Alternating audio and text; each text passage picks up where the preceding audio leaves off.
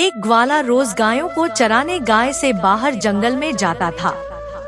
जंगल में एक संत का आश्रम था। वहाँ संत रोज तप, ध्यान, मंत्र जाप करते थे।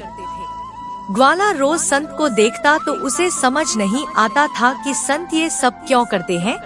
संत के इन कर्मों को समझने के लिए वह आश्रम में पहुंचा और संत से पूछा कि आप रोज ये सब क्या करते हैं। संत ने बताया कि मैं भगवान को पाने के लिए भक्ति करता हूँ। रोज पूजा पाठ, तप, ध्यान और मंत्र जाप करने से भगवान के दर्शन हो सकते हैं। संत की बात सुनकर ग्वाले ने सोचा कि मुझे भी भगवान के दर्शन करना चाहिए।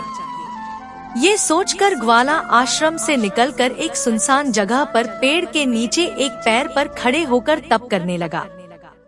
कुछ देर बाद उसने सांस लेना भी बंद कर दिया। ग्वाले ने सोचा कि जब तक भगवान दर्शन नहीं देंगे मैं ऐसे ही रहूंगा।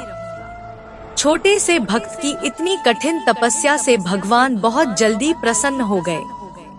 वे ग्वाले के सामने प्रकट हुए और बोले कि पुत्र, आंखें खोलो, मैं तुम्हारे सामने आ गया हूँ। ग्वाले ने आंखें खोले बिना ही पूछा कि आप कौन हैं? भगवान बोले कि मैं वही ईश्वर हूँ जिसके दर्शन के लिए तुम तप कर रहे हो। ये सुनकर ग्वाले ने आंखें खोल ली, लेकिन उसने ईश्वर को कभी देखा नहीं था। वह सोचने लगा कि क्या यही वो भगवान है। सच जानने के लिए उसने भगवान को एक पेड़ के साथ रस्सी से बांध दिया। भगवान भी भक्त के हाथों बंद कर।